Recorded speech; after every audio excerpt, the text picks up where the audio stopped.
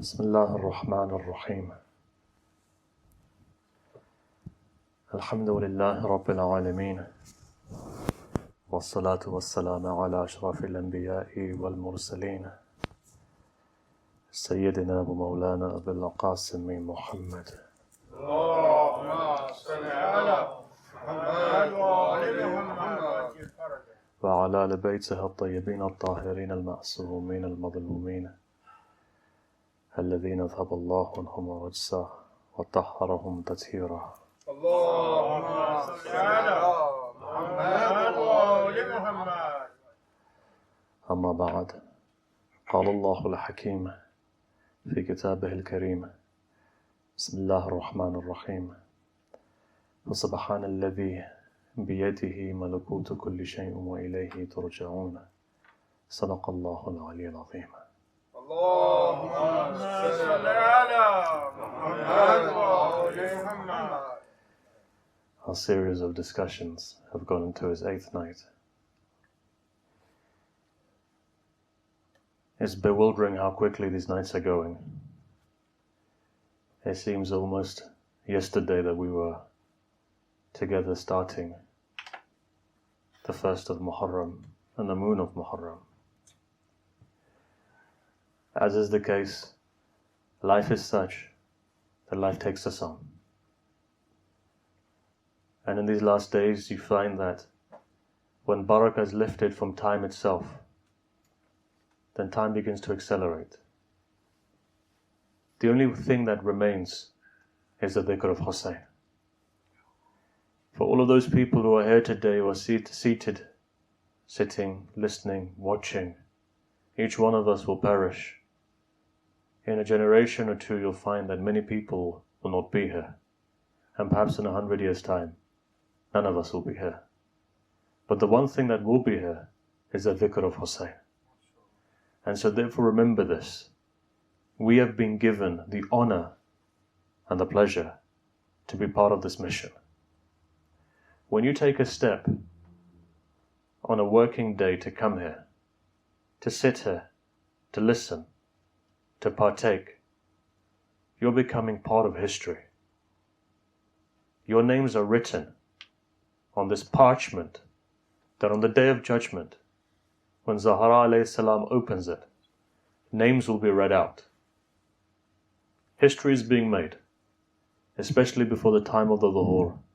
It's very important. Each one of you has a huge responsibility. You don't understand it, but more than any other time in history, this is that time. This is that moment where you find that you can make a difference. You can spread this religion. You can remember Hussein. But look, it's very easy to have your name on there, but it's very difficult to maintain your name on there. Let me give you an example. Once upon a time there was a reciter, a very famous reciter, I won't mention his name. He sees in a dream that Sayyid al-Shuhada is dictating the names of all of those people who have contributed to the Azaa. So he sees that his name is on there as well. One by one the names are being read out. Then Sayyid al-Shuhada goes, right, now cut this person's name out. Now cut this person's name out. Now cut this person's name out. After doing all of that, an entire lifetime spent in the service of Sayyid al-Shuhada, it's very easy to have your name wiped out. Why? Because of one's own actions. Remember this, nobody is bigger than the cause itself. Nobody is bigger than this majlis itself. Nobody should ever have a chip on their shoulder if Ahlul Bayt give them respect. Because that respect comes when there's humility. You find that that name is shone all over the world. Sometimes you notice this, right? Some of the best, biggest reciters in the world may not even have the best voice, but Allah has elevated them to the highest level because of their sincerity. It is service in the way of Sayyid al-Shuhada that makes you famous, that gives you the respect. And for all of those people, whichever center in the world that you're sitting in today, know that it is the humility of a person that Hussein ibn Ali likes.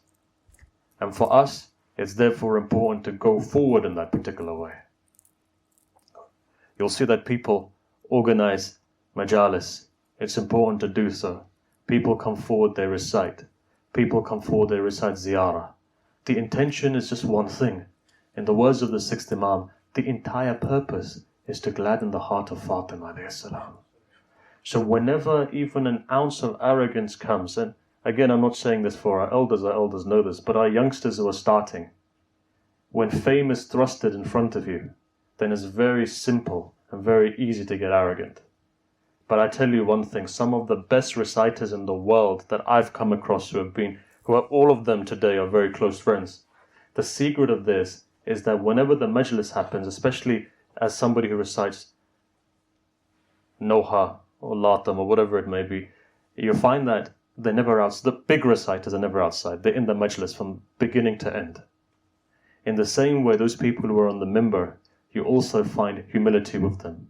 You find the fact that they're one with the people. Of course, you get tired after majlis on majlis. You do get tired. But there's a level of humility. There's no demands above and beyond.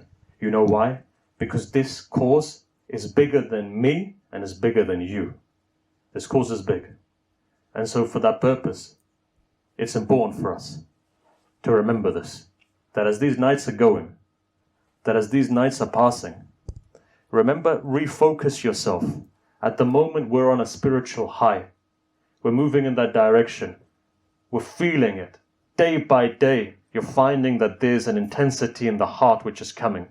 I'm seeing children arguing with their parents, I want to go to the majlis, I want to go to the majlis. Parents are saying, it's too late, you got to go to sleep, you got to rest, whatever. They're saying, no. You see, Hussein is such that, remember, when the fathers and the mothers are not capable, he comes to the children and says, children, if ever you see our bodies lying there, just come and put some dirt on. You know what the secret to that is? Imam Hussein has gone to every nasl, to every generation, to every age. He said to the men and the women, and he said to the children, where the men and the women fall short, you'll see the children stand up and say, if you're not going, we're going to go to Hussein ibn Ali's majlis. See that? It's happening. It's in front of us. It's developing. It's moving. It's going in that direction. Don't ever underestimate it. Hussein doesn't need you. You need Hussein. Your arrogance goes, Hussein will cut you out. You're out. He doesn't need you. He doesn't need your voice. He doesn't need your majlis. He doesn't need me on the mimbar. But you know what? It's a tawfiq that we're here. It's lutf of the Imam that we're here. And remember one thing.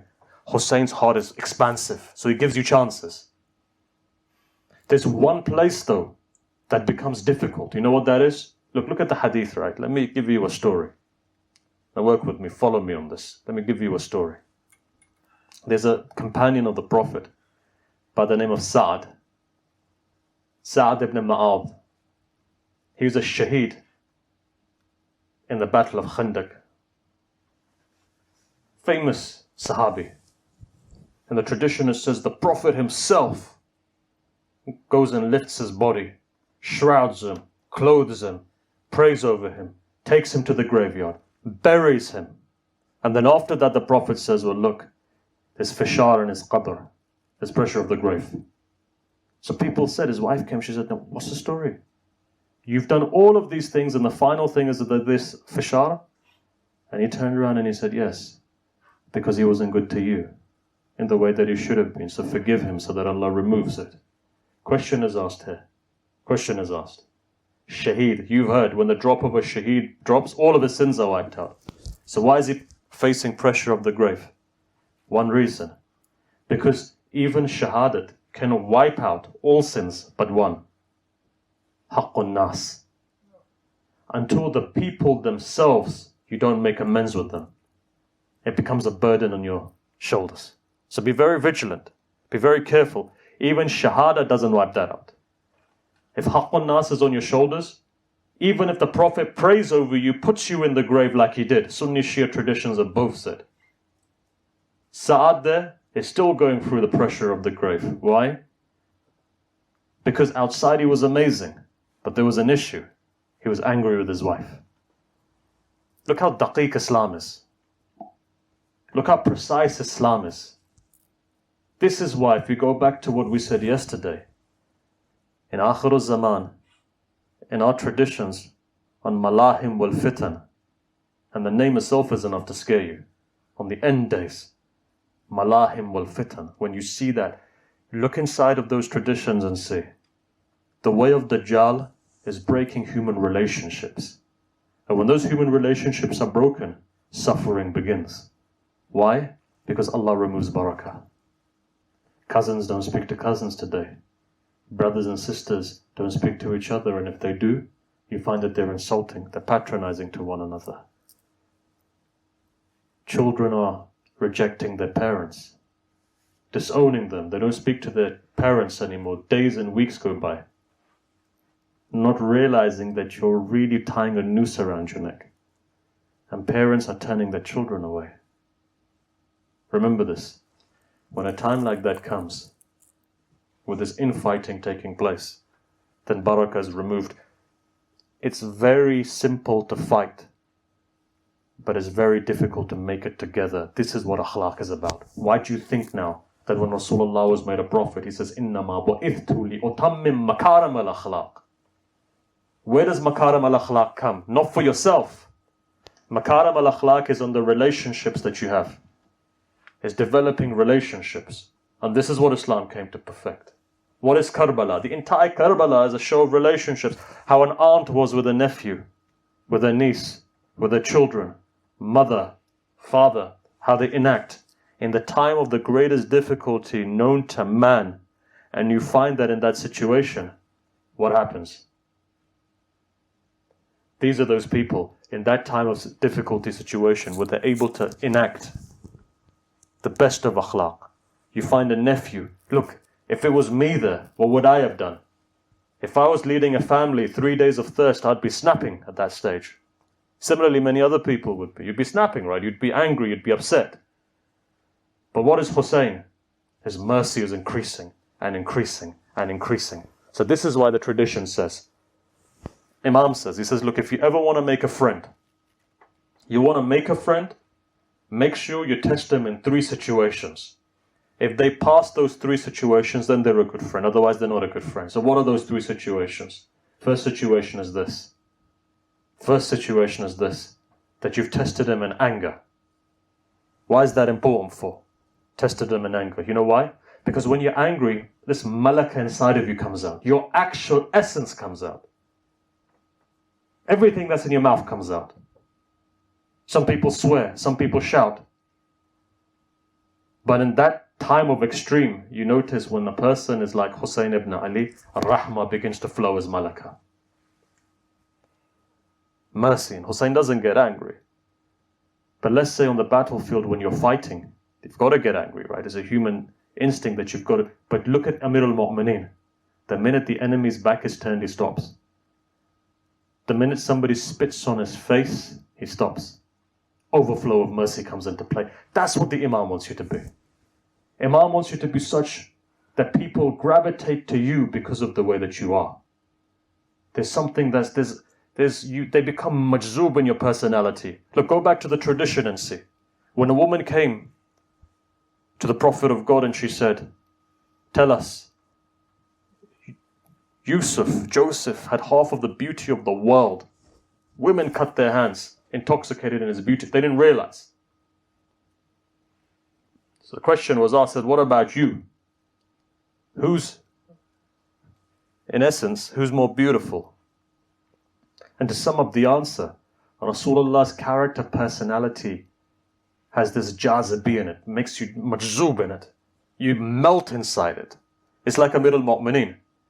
Amir al-Mu'mineen has that much of an impact that even after his death, when a woman goes to Sham, she could have done taqiyya, she doesn't do. And Muawiyah asks her how Ali was, she says, don't talk about him, he is this and this and this. So Muawiyah asked the question, he says, what is it about Ali? Even after his death, in my court you're reciting the fadail of Ali ibn Abi Talib. Why? Majzoob. People get sucked into it. It's a magnetic personality. And how does a Shia build that magnetic personality? Well, there's an overflow of mercy inside of them when they start manifesting the Jamali of Allah. And you can do that. You can develop yourself such that you can manifest the Jamali of Allah. How do you develop it the most? When you start purifying your heart from negativity. That's what Muharram, this is what your crying is about. You know why? Because all the stains start building up on a day. Whenever you're suspicious of somebody, whenever you look negatively to somebody, all of these things, you get dirt. How do you penetrate and go right into the essence? Inside of your heart, deep inside, lies the nur of Allah. Look, I remember I was having a conversation not too long ago with the son of Ayatollah Said Abdul Karim Kashmiri. You know what he said to me? He said to me, my father directly said this to me. Now remember, when a guy at that caliber says something, it shakes your heart. Because you've got to understand, the person saying it counts as well. I tell you not to lie, one ear out the other. Somebody like Sheikh Bahjat tells you not to lie, it shakes the core of your body. Why? Because the person who's saying it is powerful. This is why you've got to understand. Ahlul Bayt's words, why they shook people by the core, why people changed in front of Ahlul Bayt within a second. It's the power of their kalam. In fact, not even that. Go and see Abul Fadl Abbas. Hadith 6th Imam says he had Nafadul Basira. His piercing vision when he looked at somebody changed people. In the words, when somebody asked Amir al-Mu'mineen, they said, who's greater, Salman or Abbas? Mawla stands up and he says, if my son was to look at somebody, he'd make him into Salman. 10th level of Iman. Where no human beings reached. Why? Nafadul Basira. If he wanted to. That's who Abbas is. When the 6th Imam was asked, who's greater, Kumail or Abbas? He stands up, he said, my uncle Abbas, if he looked at the world, he could make the world into Kumail. This is what it is. This is the essence. This is the essence of a person who's intoxicated and annihilated in the ishq of Ali. One of them was Ayatollah Said Abdul Karim Kashmiri. Ahl Qum would say, in the time of Saddam, those Najafiyun who went over, they said, look, when we missed the haram of Amir al-Mu'mineen, we'd go to Ayatollah Kashmiri. When we looked at him, his entire body, wujud, was like the haram of Amir al-Mu'mineen. How does a person get to that stage that all they see is Amir al-Mu'mineen, right? Now imagine a man like that when he gives advice to his son. So he gave advice, and this is not secondary. I asked directly myself. And you know what he replied? Beautifully. He says, my father told me one hadith. When he was telling me, it was impacting me. You've heard the hadith, but I'll tell you. He says, son, remember one thing. Remember one thing. In life. And this is what he's saying here to his son, the closest to him. If you're a mystic of that caliber, what would you advise your son? He just, in his entire life, gave him one tradition. For him, he says, just remember this, my son. He says, one thing remember is that your heart is the haram of Allah, is the place of God. Where does haram come from? Muharram come from? Ihram come from, right? All of these are similar. It says your heart is the haram, meaning what?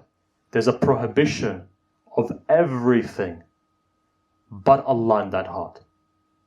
So he says, if you can only allow Allah to come into your heart and nobody else, if all of your life you spent removing ghayrullah from your heart and leaving Allah in your heart, you would achieve the highest level that you want to. You don't need to do anything else. Just safeguard your heart from everything else entering. Why? Because everything else is rijs but Allah. And part of this loving Allah is loving Muhammad and Al Muhammad. We could have a loud salawat, please.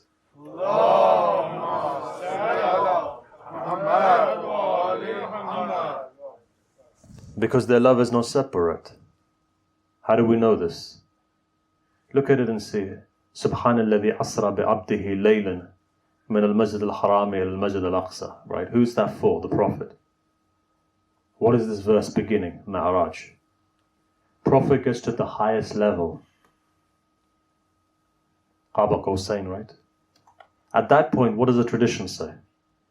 It says he got so close to God that God wanted to talk to him. Now when he came back, one of the companions asked him, he said, how did God speak to you? And what does Allah say? Allah said, he started speaking to the Prophet in the voice of Amir al-Mu'mineen. So the Prophet said, Ali, is that you? He says, no, it's me, it's Allah. How comes you're speaking to me in the voice of Ali? He says, because I looked into your heart and I saw no one more beloved than Ali. This in itself tells us, ishq of Ali, ishq of the Prophet, equates back to the ishq of Allah. If you love the Prophet, you love Allah. If you love Ali, you love the Prophet, you love Allah. Ahlul Bayt has the same hukum. So therefore, in this day and age, it's important for us to enhance that. How do we enhance that though? How do we do that is the question. How often do you remember Ahlul Bayt? Let me tell you something. We mentioned a couple of days ago, Sheikh Ja'far Mujtahidi, right? Who was one of the 30 men of the 12th Imam. When one dies, another one comes, another dies. And this is why many of the Urfa have said, they said 90% of the time that those people who have claimed to have met the Imam, actually not met the Imam, they've met one of the companions of the Imams. So sometimes you go, you do an a'mal, you're stuck in a desert, you go to Hajj, you go to ziyarat, you see this Nurani person comes, he helps you, he disappears. Many people actually think that's the 12th Imam. For the vast majority of the time is one of the helpers of the Imam, right? Not saying that you can't do ziyarah of the Imam in ghaib, of course you can. It's haram to reveal it to people, it's not haram to see the Imam. It's two different things. So for the vast majority of people who are doing ziyarah of somebody, when they're thinking that I'm doing ziyarah of the Imam, actually it's one of his helpers. And that's fine. That's not a problem. But the one thing you need to remember is this.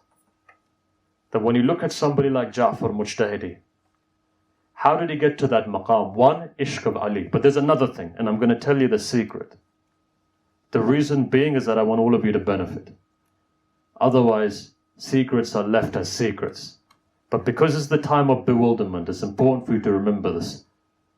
Sheikh Ja'far Mujtahidi one day walks into a home where there were people there. And the first thing he says when he walks in, he goes, why is this room so dark for? So, oh, these lights are on. What are you talking about? He says, go and recite a hadith-e-kisa so that this room can be munawwar. What does that tell you? Where there is no dhikr of Muhammad and ala Muhammad in a household, there's no malaika that come down. Ja'far Mujtahidi would look at the malaika come down. He says, read hadith-e-kisa. Now remember this. As we go forward, you're going to find a new fitna that's going to arise. It's already begun. That people will say, hadith-e-kisa is weak, it's weak, it's weak. Now, no, this has already started many years ago in Qum. I still remember when some of my own peers, friends, or acquaintances, they weren't friends, but they were acquaintances, were saying, hadith-e-kisa is weak, it's not in Fulan, and it's not this, and it's not that, and Sheikh Abbas Razawi. And I saw, when the debate was ongoing, Ayatollah Tabrizi died that year. In the 40th of the Majlis of Ayatollah Tabrizi, they're in front of us, they're still debating what should we do. Ayatollah Bahjat walks in. The minute that he walks in, everybody goes quiet. He says, hadith-e-kisa bikhun, read hadith-e-kisa. Everybody went quiet. They knew marja of the time, right? A man who has complete total grip over his nafs. A person whose eyes are open to a different reality. He says, read hadith-e-kisa. Those people of the awliya Allah, their word is hadith-e-kisa. Ayatollah Bahauddini, one of the most famous scholars that we've had in the 20th century. That Bahauddini that would go into a graveyard and people would say to him, Allah, go 5 minutes, just recite Fatiha and move. What are you doing just sitting there? What are you doing sitting there? He says, you don't know, I can see the pressure of the grave, I can see the adhab of the grave. I'm sitting here so that I can pray that it removes. That Bahauddini said. He said, if ever you fall into difficulty of any status, there are 4 things that you should recite. And I remember a very close relative of mine also told me this. He couldn't have children for 10 years. And I asked him and he said, I did this amal of Ayatollah Bahauddini and Allah gave me a daughter. 4 things that he said they should. And this relative of mine, this is Mujtahid, he was a student of Ayatollah Wahid and so forth. But anyhow, he said that there were 4 things, right? He said one of them is hadith-e-kisa. From the 4 things, you make an intention that I'll do 4 things. One of those things, hadith-e-kisa. So remember, that is powerful. Read it, understand it, teach your children it. And if any time in your life you find a fitna arises where people are trying to destroy hadith qissa, our du'as, ziyarat, all of these things, be vigilant. Because they want to destroy your remember ziyarat, or the ziyarah that you recite, Bir al Yasin, right? Be Ziyarat Jama Kabira, be Ziyarat Ashura, be any of those ziyarat of Rajab. These are your relationship. It teaches you how to enact with your imam. So they're trying to destroy your relationship with your imam. Then they'll put ishkal on dua. They'll say this dua is incorrect, that dua is incorrect, this. Why? Because they're trying to destroy your relationship with Allah. And then finally, moving on, they'll come to the Quran eventually. And they'll say there's no sunnah to the Quran. They will say that, right? That's the development, because if you take it to that respect, they're going to say there's no sunnah to the... Eventually, they're going to try and deconstruct your entire faith. And there's answers to all of this. Believe me. If you want right now, we can sit down and discuss the 3 chains, at least that I know of Ziyarat Ashura, which Ayatollah Jubairi himself stamped. When this discussion was taking place, I remember, in front of me, there are 3 chains that somebody, again, a very close person of mine, there was a discussion, he says, take this and take it to Ayatollah Jubairi. When he sees this, he'll stamp it. Took it, all the chains, everything else. There's a lot of these ishkalat which are being brought forward are, as we would say, half-cooked, underbaked. If that's the case, then why are you Shia for? If you want to bring, why are you Shia for? Show me the sanad, show me the riwayat that proves the 12th Imam is born then. Right? If you want to take that methodology, both Sunnis and Shias, there are 3 individuals that will come, or 3 different traditions. One, that Jesus will come. Second, according to the Sunnis, Muhammad ibn Abdullah. According to the Shias, Muhammad ibn al-Hasan. Right? 3. The Sunni and the Shia tradition are weak compared to the first one, which is the one on Jesus. Many people think that Jesus is the Mahdi, right? Because of that. The awaited one. Know this though, that if we were to prove it, we can prove it. There are different methodologies. For example, first of all, you establish the 12 Imams. Establish who the 12 Imams are from the riwayat. Establish the parents of the Imams and so forth. There are different methodologies to prove different things. You cannot use just one methodology for everything. This is not taharat and najasat that you want to prove. There are various different methodologies for various different sciences. And look, this isn't the discussion for this. I don't want to go into this here, because there are other ulama who will address this and they'll do a better job than me over 10 days. And I'm here within 30 seconds trying to encapsulate it in.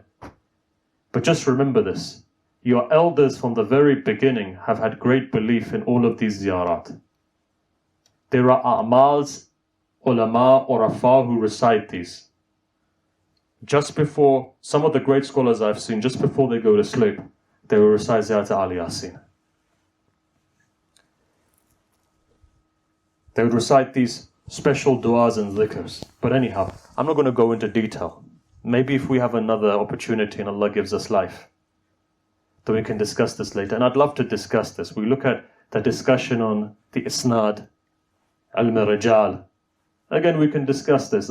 I'm writing on it at the moment. When it's published, you can have a look at it yourself later. But because it's a technical discussion, it's not worth bringing here.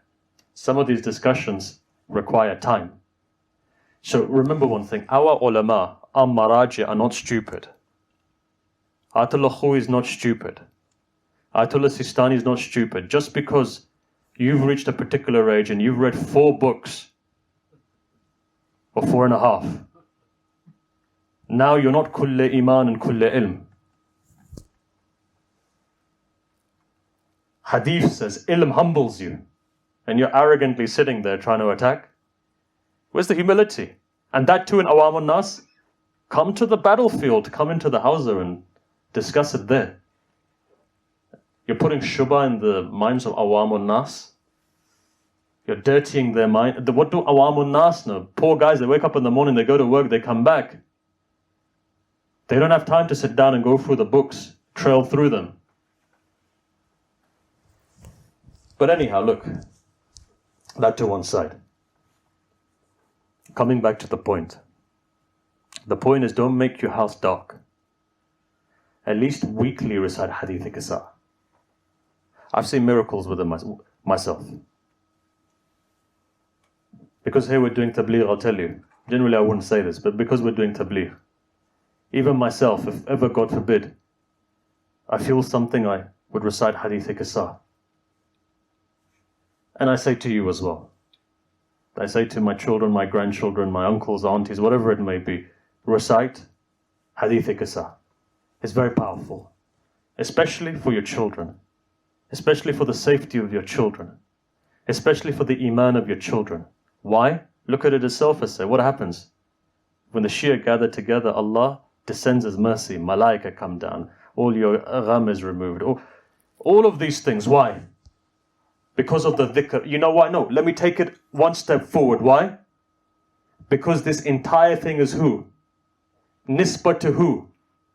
Hum Fatima wa abuha wa ba'luha wa banuha.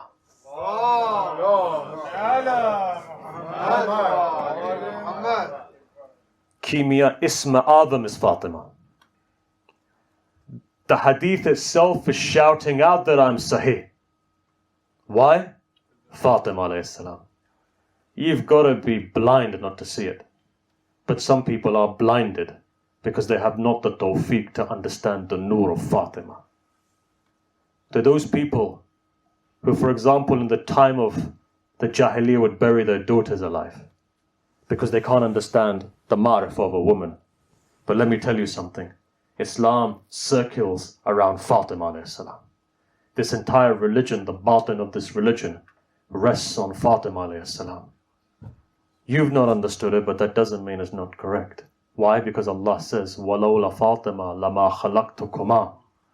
And that is a statement not for you and me only, but that is a statement for Muhammad and Ali alayhi salam. So look, what I wanted to discuss, again, I've been sidetracked, and it happens sometimes. But you know what? When I see children and youth in front of me, it's my responsibility to tell them, sons, be vigilant. Many people are going to want to destroy your faith. Whatever you do, Zahra said it in Fadak. In the very first year, in the couple of days after the Prophet's death, she told the entire Ummah categorically, Ata'at of the Ahlul Bayt takes you to unity. If you leave their pathway, it takes you to disunity. It takes you to confusion. Dhalala and dhulamat. Dhalala and dhulamat. Darkness and confusion. So remember, be guided. Hold on to this Ahlul Bayt. Let me come back now. Come back to the point. Come back to the beginning what I wanted to say. And that is this. How do these people get to the maqam that they get to? Look, now coming to the asl part of the discussion, I'm looking at the time, I'm conscious this time is passing fast. And I want to conclude very quickly so that you guys can go home and go to work and so forth tomorrow. But the one thing, look, Said Qadi says, now look, the great mystic. He says the spiritual pathway begins at home, begins in the family. Now, he's made a beautiful statement. The question is this, what does it mean? That the spiritual journey begins in the family. Let me give you a tradition so you understand, and then I'll move into what I wanted to say. There's a hadith that says that when a young man dies and he's single, he would want to be resurrected again, or if he had an opportunity to come back, the first thing the tradition said he would do is get married. Question is why? Very simply is this. Remember, the first stage of any form of peace is to identify your own vices so that you can overcome them. If you've identified them, only then can you do tawassul of the Imam. And the biggest tawassul is on Tuesday when you recite Dua Tawassul, but you can recite that every day. There are miracles for those people who recite Dua Tawassul for 40 days. And in fact, one of the great scholars in Qum, was doing a research, and he gathered a lot of information of people who were reciting Dua Tawassul for 40 days. So one of the biggest and the most profound benefits of Dua Tawassul is to remove the negativity of your vices. So to let you know this, and remember this, what's important therefore is in your house, in your home when you go there, all of your vices come out. When you're single, you don't even know you have them. But the minute that you get married, your anger is tested. Yourself is tested in every single way. We recite a salawat, please.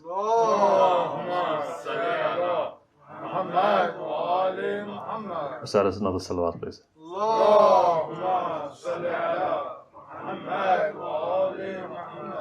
And another salawat, please.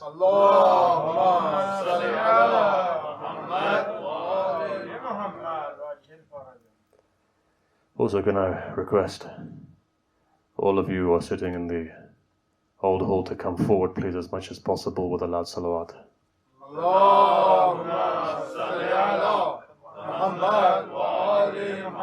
And one more salawat, please.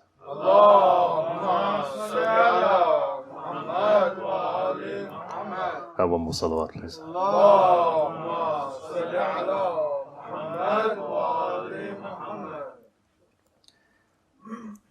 Why is marriage important, or why is the family system important, especially within Islam?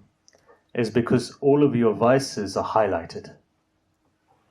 And so therefore your responsibility becomes even more. You understand now, hang on a minute, I can lose my temper very quickly. Hold on a minute, I can be disrespectful to my wife when I'm angry. Hold on a minute, I'm actually very stingy when it comes to releasing money. Hang on a minute, I'm very dirty because I leave my socks lying around everywhere, for argument's sake. Not realizing as a partnership. In the house, people say, oh no, we're going to take care of our hukuk. House is not there for hukuk, outside is there for hukuk. House is there for akhlaq. If a man says to me, oh no, my wife is not observing my hukuk, or we're going to just live a life of hukuk, if that's the case, then she doesn't need to cook for you, clean for you, take care of your children. And she doesn't even need to work, by the way. So what you need to do for her is you need to provide her clothing and shelter and food, and then take care of the kids and clean the dishes and make the food. So don't talk about hukuk, talk about akhlaq. Because your life will get quite difficult if you start talking about hukuk. You can imagine walking through and you say, look, haq, go clean. Hey, there's your kids crying, take care of them. Right? What you need to talk about is akhlaq. Why? Because akhlaq builds love. Like we said yesterday, the Prophet of God says, when two human beings, when a wife and a husband sit down together and talk, just talk, 500 years worth of worship are given to them. Just talk, love, development. They say for argument's sake, when a wife sees her husband's thirsty and out of love she brings a glass of water, what was it, 1,000 years?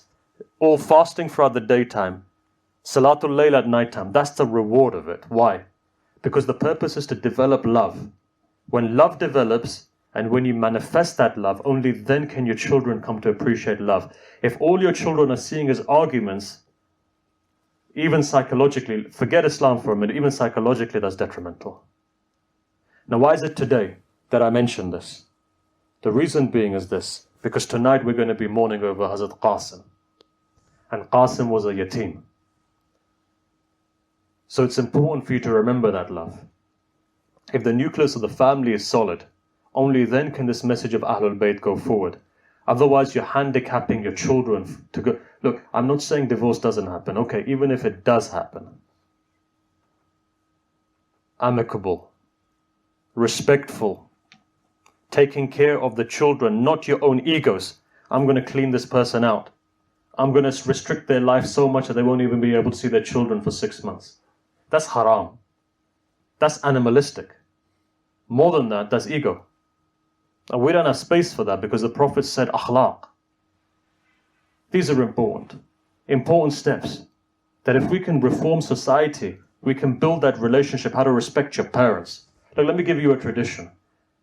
Shaykh Mutahiri says, you've all heard of him, so I don't need to explain who he is. He had a teacher in akhlaq. That teacher in akhlaq was a person by the name of Mirza Ali Shirazi. That Mirza Ali Shirazi, one day it was cold. He went out, he went to the Haram, whatever it was. He spent a long time there. He came back home. When he was coming back, the entire streets were dark. When he came to his house, he realized, I forgot my key. Looked up, he saw the light is switched off, his wife is sleeping.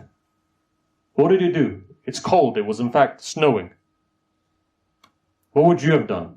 109% of the time you would have knocked on the door. What does Mirza Ali Shirazi do? He goes to a corner of the street, puts his abba around. He says, I've been late. My poor wife has just got to sleep. I can see the light switched off. Why should I disturb her? The minute he makes that intention and he wraps himself around in his abba, his wife sees a dream. In that dream, Sahib al-Zaman comes. Says that your husband downstairs is waiting. Please go downstairs and open the door. She gets up and she opens, and he was huddled up in his abba. When she saw that, she asked, why didn't you knock on the door? He replied, I didn't want to disturb you. What happened? Love developed. Why does a 12th Imam want to do that for? Because he knows he's the master of your times. He wants you to have love in your family. Why are you removing it? This is why. You look at the hadith, right? Look, forget the hadith. Look at the Quran now.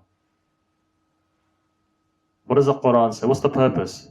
وَمِنْ آيَاتِهِ أَنْ خَلَقَ لَكُم مِّنْ أَنفُسِكُمْ أَزْوَاجًا لِتَسْكُنُوا إِلَيْهَا وَجَعَلَ بَيْنَكُمْ مَوَدَّةً وَرَحْمَةً. Mawadda, as we said in the last couple of days, is active love. The only other time you see mawadda is when Allah says in the Quran to the Prophet, قُلْ لَا أَسْأَلُكُمْ عَلَيْهِ أَجْرًا إِلَّا الْمَوَدَّةَ فِي الْقُرْبَى. See how it's all linked together? That's the importance. Like my topic not at all was about the family. I don't engage in these things. I leave it to other people to look at. But the reason why I mention this is because in spirituality, and our topic from the beginning has been nur. To harness the nur of the Ahlul Bayt requires that you fulfill the huquq of the people around you. And the only way you can do that is through akhlaq and love. In the household, it's not just about observing of rules and regulations. In the household, it's about love. Look, let me give you one more story. Look, time is flying. Just want to give you one more, then I'll come to an end.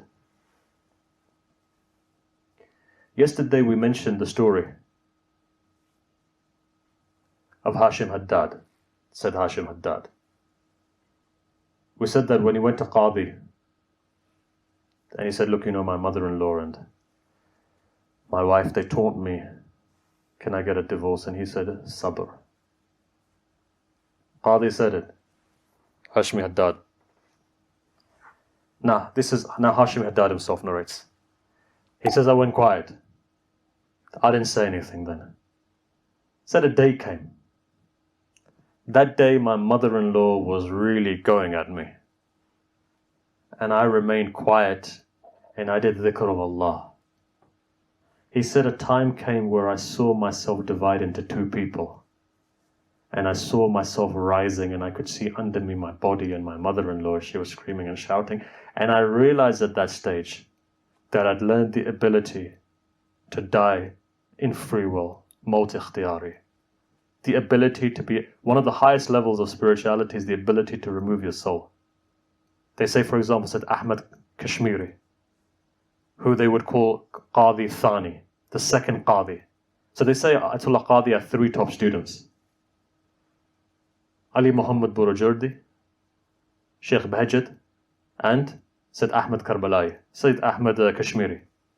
Said Ahmad Kashmiri is buried in Srinagar, in Kashmir today.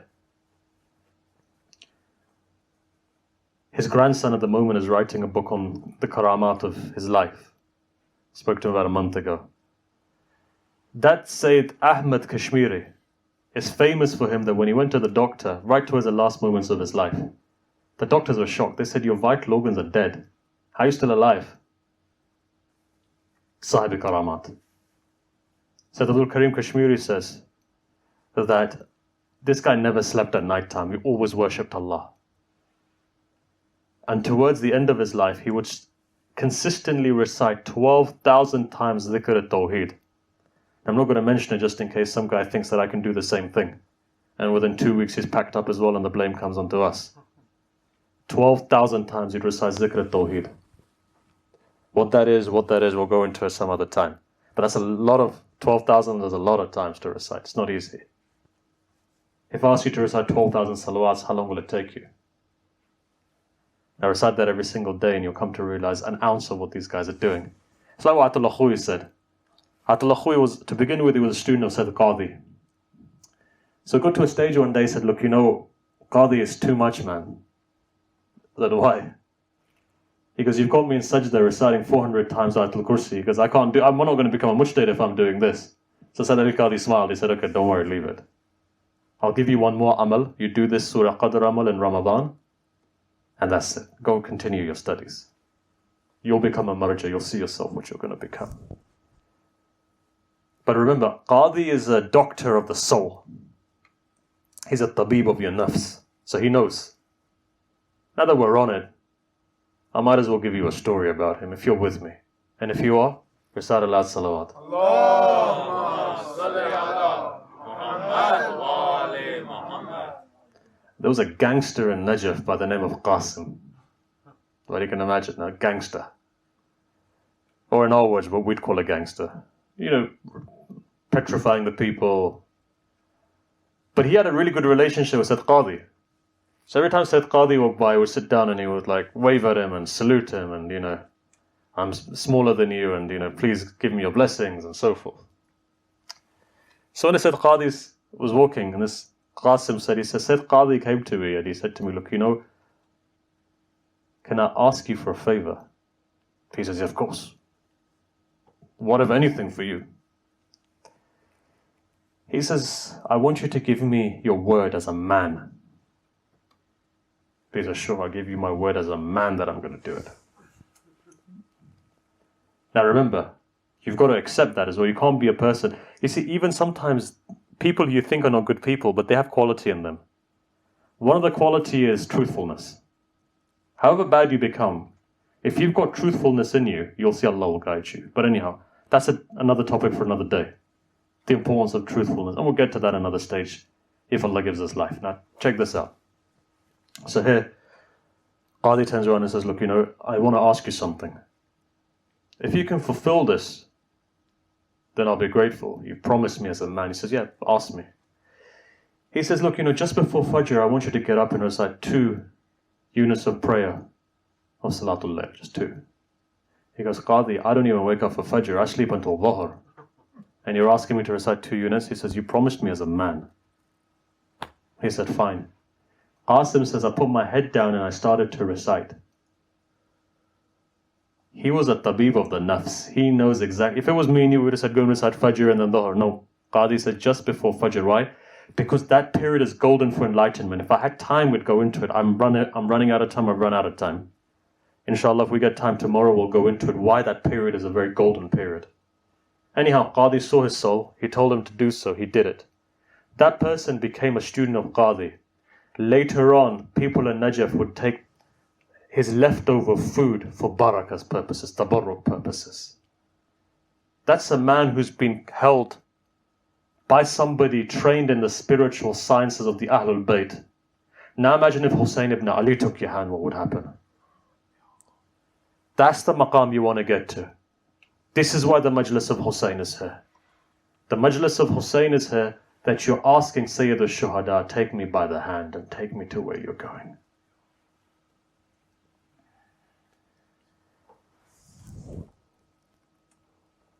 Look, tonight is a heavy night. Taboot will come after. The Ziyarat will come after. Tonight's a heavy night. Tonight I want all of you to remember, you're going to give condolences for a child who's a yatim.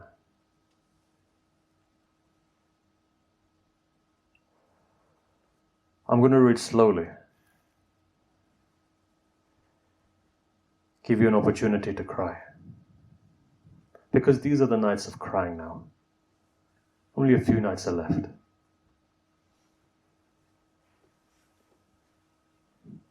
Sometimes we dim the lights because it's sunnah.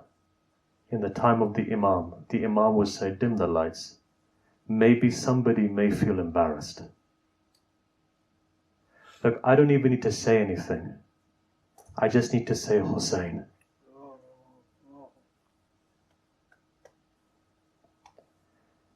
Don't be embarrassed tonight. You know why?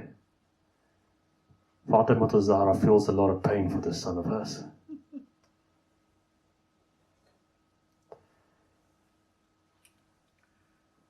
There was a wa'iz in Karbala. He came off the mimbar, went to sleep that night. That night he saw a woman dressed in black come to him.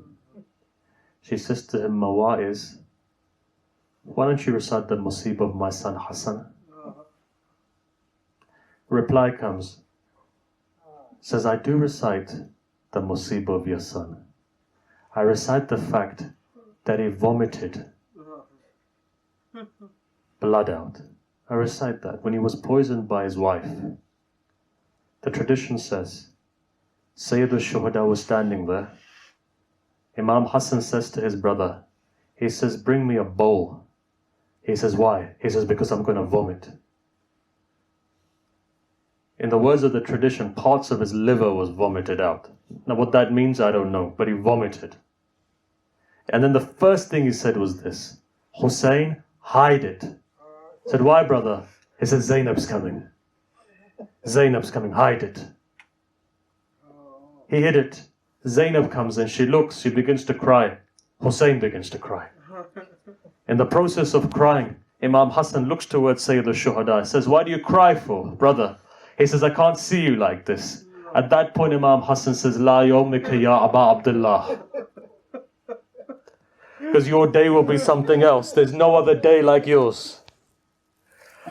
Tradition, though, says that a 1.5-year-old baby was crawling at that moment.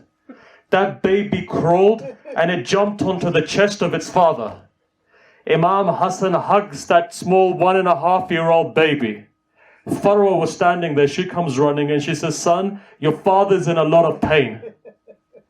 Imam Hassan says, leave my son. Tomorrow he's going to become a yatim. Do you know what it is to become a yatim? Can I tell you? Look at this. The day of Eid comes in Medina. Every father is taking their son by the hand towards Masjid al-Nabawi to pray. They say one small boy gets up. In the morning when everybody was going towards prayer, he went to Baqi. He comes into Baqi, sits next to the grave of his father, says, Father, if only you were alive, you would have taken me by the hand to Masjid al-Nabawi as well.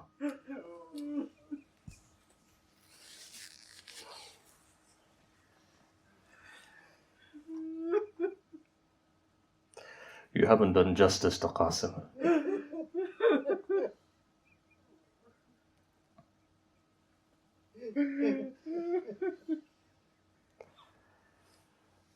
So this wise says, he says, Zahra, I do recite the musib of your son. I recite that the coffin of your son was white. But for a second time it came back, it was red. A sister was sitting on her knees plucking every arrow out, remembering her mother.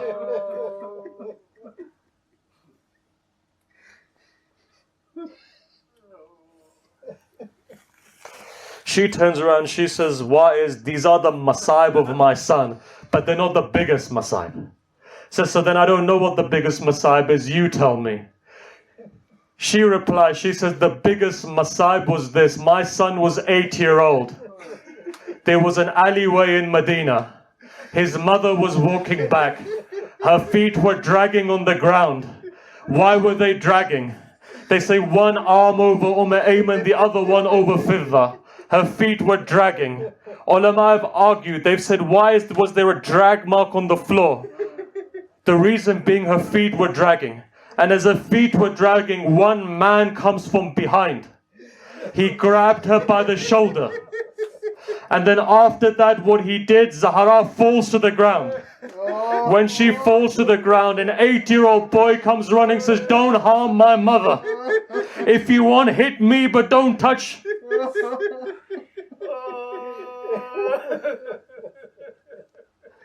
He tries to lift his mother up.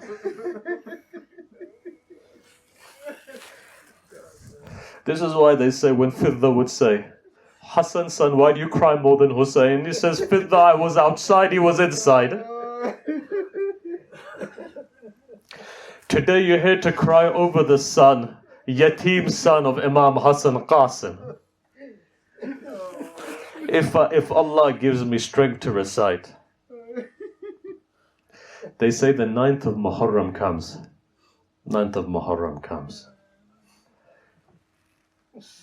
2 mothers throughout all of Karbala went to complain to Sayyidah Zainab. 2 mothers did. Complain in the sense that they had a pain in their heart. One of them was Farwa, the other one was Rabab. You know when Rabab complained?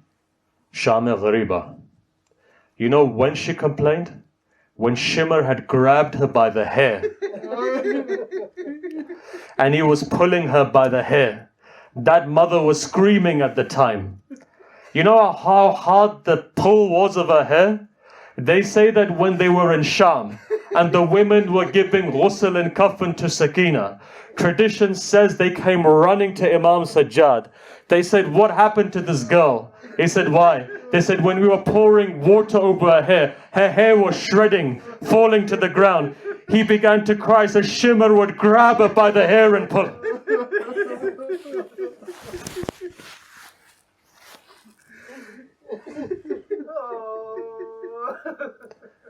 Some of you have daughters. You remember when your daughter was young, and if you don't, you remember your grandchildren. Small daughter comes running. Look how masoom she is. Here's a man standing there, takes his hand, slaps her on the face. This girl falls to the ground in such a way that when the head of Imam Hussein finally came, you know what she says? She says, Father, forgive me that I stutter in my speech. When Shimmer slapped me on the face, it was so hard.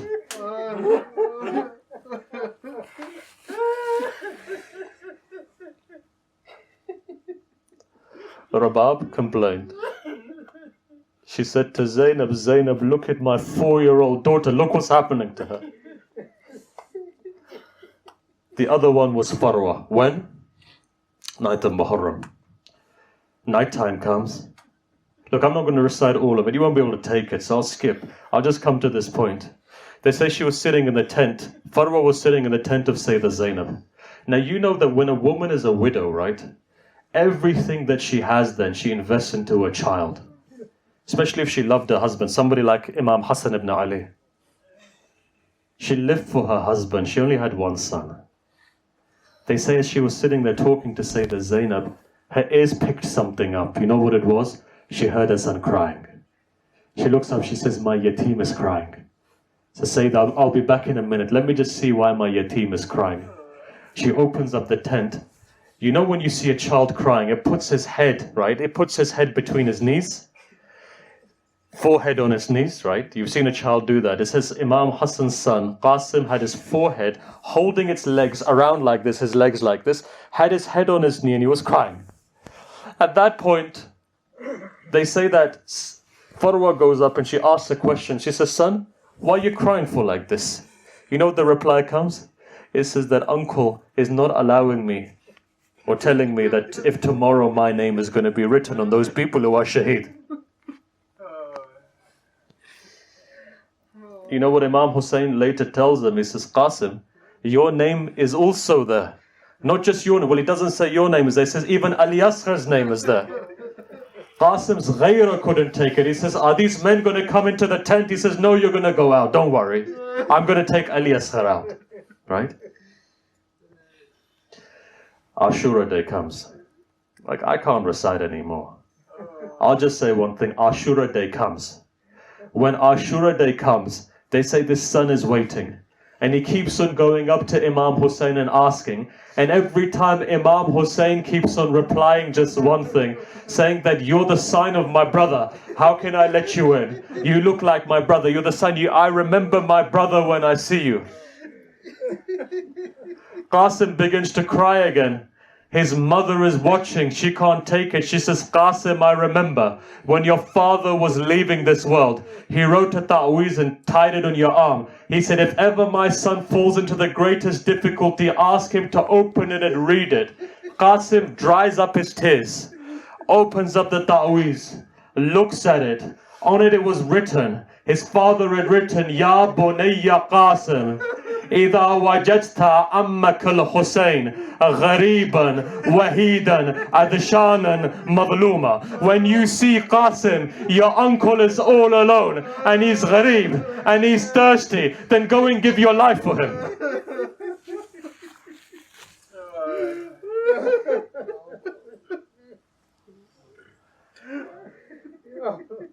Qasim smiles. He goes running to his uncle.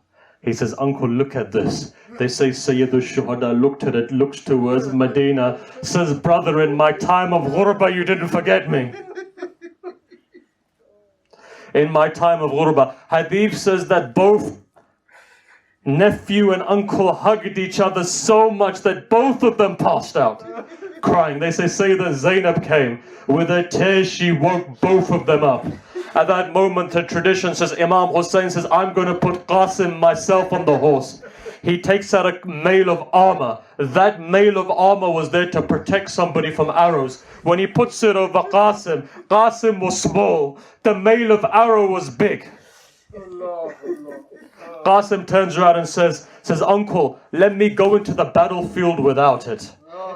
Here, when Mukhtar was rounding up the army of Yazid, he asked him what happened on that day. They said one thing that moved all of us when we saw a small boy. His face was like the moon. As he was coming onto the battlefield, we could see it was a Hashimi moon that was coming. They say Hussein put him on the horse. Qasim comes into the battlefield. A man by the name of Azraq sends one son. I can't recite it. That one son, Jahannam. Second son, Jahannam. Third son, seven, all of them gone. Azraq himself comes. Qasim kills him. At that moment, Umar ibn Sa'ad says something. He says, all of you attack him. Everyone begins to attack Qasim. Small boys on the horse. One side they're attacking. Second side, one person comes from behind, hits him on the head. Qasim falls, he says, uncle, come and help me. Sayyidul Shuhada, like a lion, begins.